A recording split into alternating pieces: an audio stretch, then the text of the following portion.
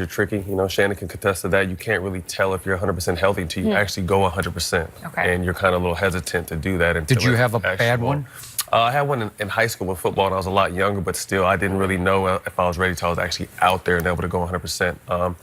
But really, it's still early. You know, it's late January. They're going into break. You know, I think he needs to get all the rest he possibly can and be ready for this stretch run. Heard what he said. Cautionary. Make sure you're 100% when you come back. So have you adjusted your timetable again? No. Because you've adjusted about 4 times. Okay, here's the thing. I told you go miss a month, but I did think he would be back. I thought he would have been back against the Timberwolves. Oh, that's a ways back. Yeah, that was Thursday. Oh. And it didn't come back against the Timberwolves. I was like, you said all along it was going to be Phoenix. Well, I just thought it was an easy... We'll do easy. We make it difficult. You don't do easy? Yeah, we might come back against Golden State. You're going to go on the road? Yeah, take a show on the road. That's what we do. That's how we do our thing. Take it on the road. Really? Let everybody see this. But Skip, look. Matt is absolutely right. Skip, as you get older, you don't recover as easily as you once did. Well, we don't know what's his recovery time because we've never seen him injured. Right. So it's hard to say, well, he had a calf strain in 2005 and he took 6 days. Or he had a hamstring in 2010 and he took 2 weeks. So we really don't know. He took a back and then he went away, went to Miami, you know, laid on the beach. Him and Savannah was talking about, like, I'm going to come back, I'm going to do this thing right. So with that being said, Skip, look. I'm going to say Thursday. You push it back? I thought about him coming back against... That's the Clippers. Yeah, home we're away gonna do, from home. yeah. That's a home game. Yeah. Get another day or two, a full contact, off and running. Clippers are the team you are now chasing for that 8th spot. We don't chase nobody. Doesn't matter. Here's the thing. Yeah. Right now, we're in the 9th spot. Yeah. We're 5 games from the 3 spot. A good week of winning. A good 2 weeks of playing solid basketball. We in the front. Really? They in the back. So you in the front of what? Like the whole West? The 3rd seed. Oh, in the 3rd seed. Okay. Yeah. I just want to pin you down here. 3rd seed. You're a moving target. No, 3rd seed. I mean, look, Golden State. We don't talk about them because they don't need to be talked about. Okay. The Nuggets, they're doing their thing right here because Jokic, he needs to be in the MVP conversation too. But everybody, no, he doesn't. Everybody else. Yeah. OKC, because we know what? Because we know Russ going, Paul George start getting some of that limelight. Russ going to get a little disappointed. I don't think he is. I think he's loving it. But then why he keeps shooting 5 for 20? Because Russ keeps taking, Paul George keeps taking him off the hook when he shoots 5 for 20. 5 for 20, 9 or 30. Now he's getting those Jason Kidd triple doubles, 13, 13, and 13, right? Yeah. On 5 for 20 shooting. Yeah, 5 for 20. But he'll be back Thursday, Skip. Yeah. And guess Should what? I book that?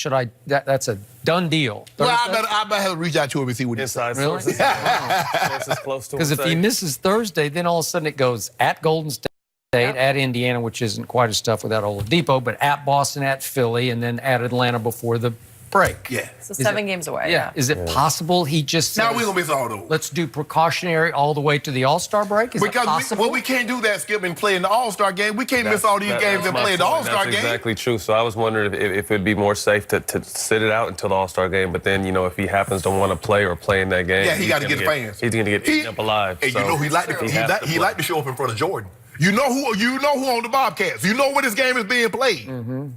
Gonna try to get us an MVP. That's a good point, though. Yeah. Well, maybe at 30, what is he, 34? 16th year, maybe he needs to be so precautionary, he just waits until after the All-Star game. I think that would be great, but I don't think he will. I think that would be the smarter move, but I don't think he will. So but I'm sure risk yourself for an All-Star game, but not for your Lakers. I don't think right?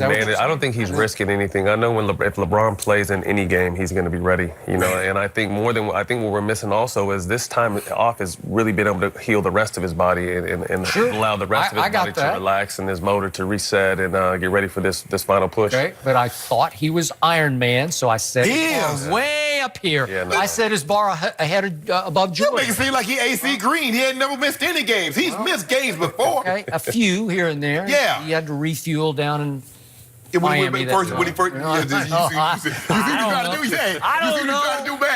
know. I didn't try to do anything. He did it. I know what you tried to do, Skip Baylor. But you know what? Okay. Matt and I are not going to even entertain that because we know what you tried to do. What threw me off, and I'm going to refer to it one more time, is he injured his groin December 25th at Golden State, and then December 26th, after the MRI, he tweeted, "Dodged a bullet, hashtag back in no time." Well, does that mean a month or does that mean 2 weeks? I took it from him to mean 2 weeks. Like, it's a strain, I'm going to be okay. Maybe it's his first, so he was unsure. He had no idea what was about to hit him. Maybe the rehab process just drags on because, to your point, you go out and they said he's been doing defensive drills. I'm not sure what those are, but maybe it's not. Side to side, maybe it's still tweaking a little bit. It's also possible he pushed it too hard and he pulled it. It's possible, and we just don't know because they haven't said anything. Right. But what threw me off again was what happened on January the 16th. What are we up to now? The 26th? 28th. 28th. Okay, 28th. So that's a couple of weeks ago, almost. Rich Paul, his agent, went on a national media tour on that day. Remember, talked to our Chris Broussard, but he talked to everybody, and he was driving home the point, we listen to nobody. And he got angry when he talked to the Athletic. He said, I'm going to quote him again, "We don't give a you-know-what nobody thinks or says." Well, that sounded like somebody in charge with the Lakers had pushed a little bit like, don't you think it's time to come back? And it smacked a little bit, just a little bit of what went on last year in San Antonio when the doctors medically cleared number 2 in San Antonio to come back in probably mid-January. And he kept saying, nope, still hurt, still hurt. And he was hurt the whole rest of the year. Really? You're still hurt?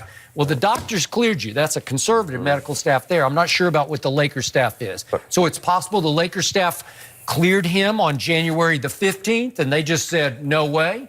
You know, like they felt like they were being pushed. I just think in sports, oftentimes, team doctors, team this, team that, like, your body better than anything. So too often, team doctors say, hey, it's okay, and then they'll go out and re-aggravate or re-injure something. So I think someone such as LeBron, someone such as Kawhi, who, look what he did. He sat all last year. They weren't going to win a championship, and he's playing amazing this year.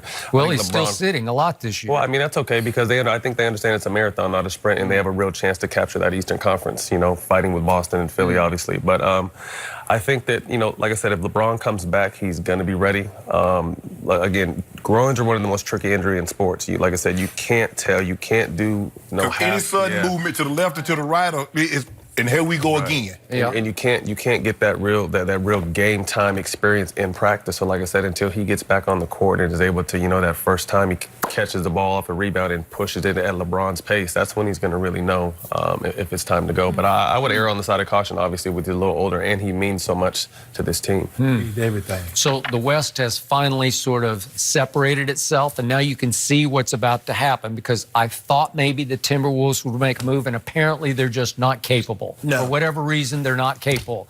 And I thought Dallas was dangerous, but Doncic is still a kid, and he can only do so much. He's unbelievable, but he can only. He had the big triple-double last night, and they lost to Toronto. Okay? All right. To Kawhi. 33. Yeah, and what did number 2 do at Houston the other night? He had 33 again. Oh, did he? And who took the last shot in that game? He missed the last shot, so it doesn't matter. So wait, he hit nothing but net with that shot, as in the bottom of the net. I think Kobe did that a few times in Utah during the playoffs when he first started becoming that takeover. You know what I mean? So that an air ball means nothing. And he's the type of guy, I hope he would, obviously shoot the exact same shot next time. Guess who guarded him? Guess who really forced him into a bad shot? It was James Harden. You picked the wrong night to bet against James Harden. So in other words, on the last second shot, you want James Harden guarding anybody that has the ball. No, exactly. It was the wrong. And remember, number 2 had taken 4 games off to get ready to guard that guy. He didn't really guard him. Danny Green took him most of the night. Siakam took him. Anunoby took him. Those guys are good. But they're not Kawhi. It's hard to get one-on-one matchups anymore with the way screens are set. Yeah, and you're going to get the best defender off the best player all the time. So it's hard. But, when you break it down like what Clay did to Kyrie the other day when they broke down his numbers, he guarded him great. You know what I mean? So I'm sure if they broke down the numbers when Kawhi actually guarded him, it would probably be a different story than the overall picture. So now you got to catch the Clippers. Clippers aren't bad, I got to say. The Clippers are good. I mean, Lou Williams getting triple dubs late in his career. But Skip, we got the guy. Yeah. The Cape Crusader. Well, do you? Yeah. I'm not sure about that. Oh, when did he come out with that bat belt on? Really? Well, he got that bat belt. He's got tools on it? Yeah. I thought he was like supernatural. Nah, Batman's not he got a bat belt. Really? Yeah, Batman really theoretically is not a superhero because he has no powers. It's all in his belt. That's what I That's what I keep telling you about LeBron. But it's in them shorts. them Laker shorts. Really? So much to it. I thought it was vibranium. That's what you told me. Father Time's undefeated, though, Right? man.